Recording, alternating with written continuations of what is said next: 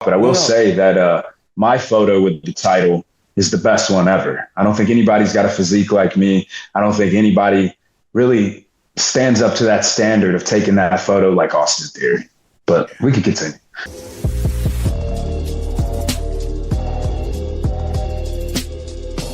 Ladies and gentlemen, welcome to Unlikely. And of course, us being here in Las Vegas, we can feel it already. WrestleMania is in the air. WrestleMania 42 going down at Allegiant Stadium. So we had to check in on someone who's kicking off the entire thing.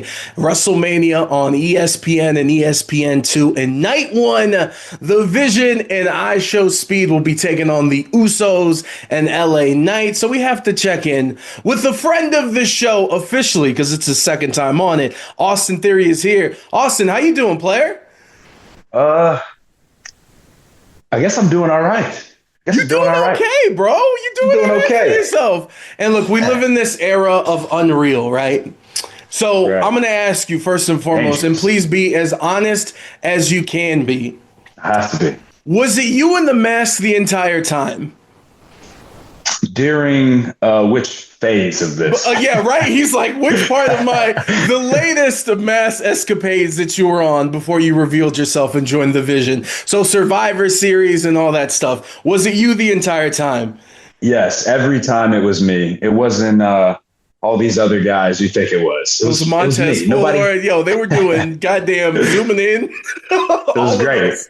It was my ass. You know, everybody was like, oh, that's got to be Austin Theory. I'm like, okay, all right. And the thing I love about professional wrestling, and I'm so thankful we got to talk to R-Truth a couple of months ago about him coming back at Money in the Bank. And he's like, yo, I had to fly into Burbank, even though it was LAX. I had to stay at the hotel. You know, you hear all these stories. So I want to hear for you, what was your story the day of the play-by-play, if you could? Man, so I'd say there were, if I can remember correctly, maybe 3 or 4 times that, you know, leading up to the buildup of taking the mask off. And we were still unsure when the mask was going to come off. But my travel was crazy. I was flying into the opposite city, staying at the hotel. Then I'd have a chauffeur pick me up, take me to the arena. But the best part is because when you get to the shows, there's fans waiting outside already. Mm-hmm. And sometimes, you know, they can see through and try to figure out who it is. So my favorite part was most of the time when these chauffeurs picked me up, they had no idea like who I was or what I was doing. So right when I get close to the building, I put my black hoodie on, I put my shiesty on, I put my hood on, and brother driving's just like looking in the rear view, like, what, if I'm about to get robbed, like what's happening? But Austin's like, hey, stop at this bank really quick. I'll be right back. Yeah. So that was kind of the process. And then even at TV, man, like I would sneak in the back. I passed, you know, certain talent. I'd say certain guys that I'm close with, and we'd kind of just make eye contact, but I wouldn't say anything. Nobody really knew. So it was really cool that, especially in this day and age, keeping something so under wraps. And the reason it wasn't so clear that it was me is because, shoot, in the back, no one knew. Like there was very small % of people that knew. And especially when it came time to do the segment, the makeup lady would come put like eyeliner on me. Yeah, because you had the black eyeliner because, again, you saw all these tweets. Were you wearing like extra hoodies or extra clothes to like make yourself look baggy or bigger? Anything like that? No, it was just a black T-shirt tucked in and then just a zip up black hoodie. You know, I'm a jacked dude. You know what I mean? So. You are. And I know way too much about you and Montez Ford's body because the comparisons were crazy. Yeah. Let me stick with this vibe of Unreal and everything going on as we head towards WrestleMania. Sure. I am curious, do you have any reaction to some of the things Pat McAfee said? I think whatever's going on there, that's just for that lane. I think for me personally, I really don't care what he says. I think he's an old guy too. So all these guys, they're just, you know, they're sitting there with dust all over them and they need to get out of here. It's time for the shiny stuff. It's time for the greatest tag team champions of all time, Austin Theory and Logan Paul, to, you know, let the world know that the vision is clear and it has nothing to do with a CM Punk, a Roman Reigns, none of this, a Cody Rhodes. No, we're done. How many times do we have to see this? Like, we're just done with it, man. So Yeah. And I'm glad you brought that belt and you've shown it off a couple times because you did also show it off on social media. So we have to ask about the photo that you took, which it really goes hand in hand with some of Logan Paul's celebratory photos. Like, are you not concerned from a sanitary standpoint? Like when you have to hand that title to the ref, you're like, hey, bro, that's your problem. You're Oh welcome, man, actually. he's blessed. There's probably a few grams of protein on it, so maybe he'll get a little jacked. I mean, I don't know, but yeah, I'm not. No, there's nothing to worry about here. But I will say, sorry to cut you off, but I will say that my photo with the title is the best one ever. I don't think anybody's got a physique like me. I don't think anybody really stands up to that standard of taking that photo like Austin Theory. But we could continue. Saying stand up with that is crazy, but we'll move on. Are we saying IShowSpeed is officially in the vision, or what's the deal? So I think there's a lot of things he has to go through to actually be fully accepted into the vision. But I think right now, when me and Logan are on the jet and we're ripping open Pokemon packs and just making cash like crazy, we have to discuss these things. Yeah, the Ritz-Carlton, just hanging out, playing golf. Don't even play golf, but I will today, So somewhere in there, though, out of our busy schedules, we've got to talk about Speed, and we have a little bit. And we realize that, he's a nice guy, and he's got a great following. Everybody loves his smile. They love the things that he does. He's known all around the world. So we just, want to make sure we lead him in the right direction. We know he's a big WWE fan. He's always wanted to be a part of it. So you don't put him with the nasty Usos. You don't put him with that loser that only knows one word, yeah.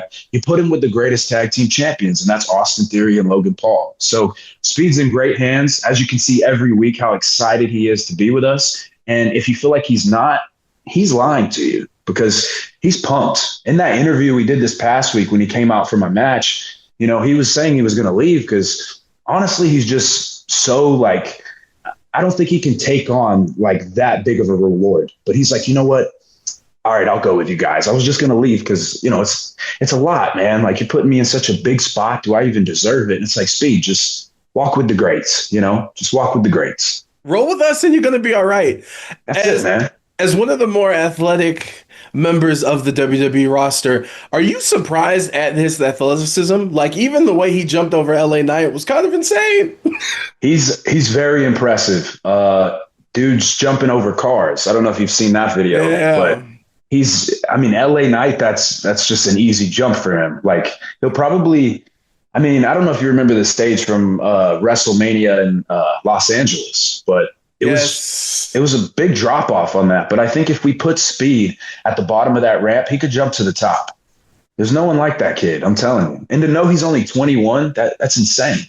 It's insane. What's the biggest piece of advice that you have for him? You know what? I don't give Speed any advice. He's got it. I see people try to give him advice. You're wasting your time. He's got it. He's got it all. There it is. I have to ask you, when it comes to some of your injured brothers, when it comes to Bron Breakker and Bronson Reed, how much contact have you had with them? Have you been keeping in touch? We all stay in touch. And, unfortunately, what happened to them, it sucks. But when we talk about those two dudes, Bronson Reed and Bron Breakker, they're beasts. They're not human. You know what I mean? They're superheroes, man. So they'll be back soon. But, everything's got to align with the vision. And the vision's clear right now. So who knows what could happen soon. And as we close out this interview, I got a couple questions that, look, I'm being selfish. These are things I've always wanted to ask you. And you brought up WrestleMania 39. So perfect. Okay. I want to start there. So you beat Cena. Boom. Cena comes out with the Make-A-Wish kids. It's one of the craziest things in wrestling history, in my opinion. So my question to you is, after the match, when you go back, did you see those Make-A-Wish kids? I actually did not see them. I didn't see them at all. And that's unfortunate because I know they would have wanted to meet me and I would have wanted to meet them. But, they went with John Cena and obviously he didn't keep them around. So that's on him. But if it was me, I would have had them walk all the way down the ramp with me, do my entrance with me, go to the back, celebrate with them, have a good time, autographs, pictures, all that. But I'm a nice guy. And John Cena, we'll just skip over that. There it is. The Brock Lesnar chamber spot. When did you realize that you could fit through the chamber? Like, how did that come to be? So that I figured that out when I was running for my life from Brock Lesnar. I was like, yeah, still cage match. This isn't it, but it might be now. Tried to climb out the top, and I remember looking down, and I was like, cool. He's like all the way over there. Sweet. I'm just gonna reach up and grab one more piece. And as soon as I did, I looked down, and he's just grabbing my leg, and I'm like, well, I'm effed. This is it. And I'm glad I didn't die on that because that was so dangerous. It was so dangerous. But I'm here. Here, blessed with some championship gold. And I do want to salute you because to do something that like hasn't been done before Yeah. is so freaking awesome and cool. And with this next question, I need to take you back before WWE, a young Austin Theory in the Indies. There's this viral photo that always, like every 3 months, circulates because that's how Twitter works. It's you, it's Carmelo Hayes, and then it is a young MJF looking at you guys coming through the entrance. Can you take me back to that time period and like that mind state of you guys trying to make your dreams come true? Yeah, so that was Limitless Wrestling. It was in Massachusetts, and or I might be wrong, Maine. Maybe it was in Maine. I did that show a few times. That was actually my first time meeting MJF and Carmelo, and we did this thing where we were part of the Dream Team with Stokely, and me and Carmelo teamed a lot. I only really teamed with MJF one time, and that was in Mexico at the Crash, but. I think that's kind of where I developed my relationship with Carmelo. And it was so cool. Years later, I was already in WWE. He was just starting in NXT. And we had one talk together. We were at the gym. And I just knew if he just kind of listened to the little things I told him and all the stuff that he already knows, he would get himself where he needed to be. And he's him now. So worked out good. There it is for all three of you. It's a beautiful thing to see. Out for you. You bring up Stokely. And before we close out with the final question, a reminder, WrestleMania 42 happening next weekend, April 18th and 19th, night one. First hour will be on ESPN2, which will include this man as the Vision and IShowSpeed take on the Usos in LA Knight. And we'll close it out with this. Being in the Vision means you spend a lot of time with Paul Heyman, a lot of time with Logan Paul. What's the one thing that has surprised you in the time that you've spent with them? Surprised me. I think there's always a surprise. There's always something going on. But I'll leave you with this. One thing Heyman told me at the beginning of all this is don't F this up. So when the GOAT tells you that, you don't F it up. And when you know he's backing you, that means your foot is all the way down on the pedal and we're going full speed. And speaking of speed, you see where we're going, WrestleMania. And Wise Man told us, he said, Vision needs some power right now. So what do? We just picked these up. And you could call them, they were the greatest tag team of all time, the Usos, but it's clear vision now, baby. You know what that means. Austin Theory on Unlikely. Thank you for the time, brother. No problem, man. Thank you.